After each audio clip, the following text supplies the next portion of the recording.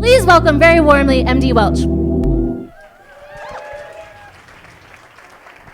Thank you very much. So I'm going to talk to you about a father, a son, and a camera. Most fathers and sons have some sort of relationship, sports, hunting, fishing, that kind of connection. For my father and I, it was something a little bit more odd. It was a camera, or more specifically, photography. So this is my first camera. This is my father's camera that he shot with when he was a professional photographer for a brief period of time. And it was a weird connection because my father and I had a very weird distance relationship. But we had a connection when it came to photography. It was so weird that my father decided that at the age of 4, he would give me a Polaroid camera. Who the hell gives a 4-year-old a Polaroid camera? By the way, you could tell that my Instagram game was strong all the way back then. So my father came from a very difficult background. He came from a large family. His parents, after his youngest sister was born, immediately divorced, married several times over and over again, and he was sent to be raised by his grandparents.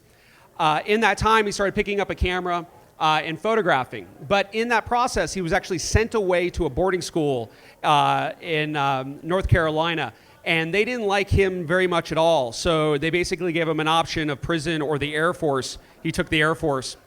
So in that time after the Air Force, my father held a whole bunch of different jobs. Even though that he had a passion for photography, he was a gypsy. He even, at a brief period of time, was a licensed hairdresser in the state of Virginia. When asked why, he said, "I was in a class with 50 other women." Do the math. My father then moved on to the Associated Press. This is a story that he shot and actually appeared in Life magazine. It was a hurricane that he followed up shooting. He had no formal training, but for some reason he could compose an image. He then moved on. He went to Las Vegas on the right, and then moved up to Reno, working at the Mapes as his first particular job. By the way, neither one of those women are my mother. I found those while I was doing research for this. So for some reason, my father stopped doing photography as a living, and I can't tell you why. It could have been because he got a better gig. He was all over the place. Again, he was a job gypsy. He went from one job to another job, drove truck, drove bus, but he stopped doing photography. So I figured I would do the same thing. So between the ages of 14 and when I graduated college, I sold shoes, I was a computer technician, I was a graphics designer, I did landscaping, I did the ADA inspection, and I even became a teacher, which I still do to this day. But all along, I took up my father's passion in photography and started photographing the things that were in front of me. I didn't do it very well. I more often than not fucked it up than I care to admit, but I photographed the things that I found interesting. And I shared that with my father. Then I decided to take a job at IGT. For 8.5 years, I photographed slot machines. Yes, it's as bad as it sounds. But at that time, I had access to great equipment, good training, and I decided to actually pick up photography seriously. And I took a class from this gentleman. His name's Joe McNally. If you don't know who he is, Google him. And Joe did a week-long class and changed my whole perspective of photography. My father was thrilled. Even though that he wasn't happy that I was becoming a photographer, he was thrilled that I was actually doing something he didn't do and learned it. I came back home and I became the women's roller derby team photographer for 5 years, Battleborn roller derby.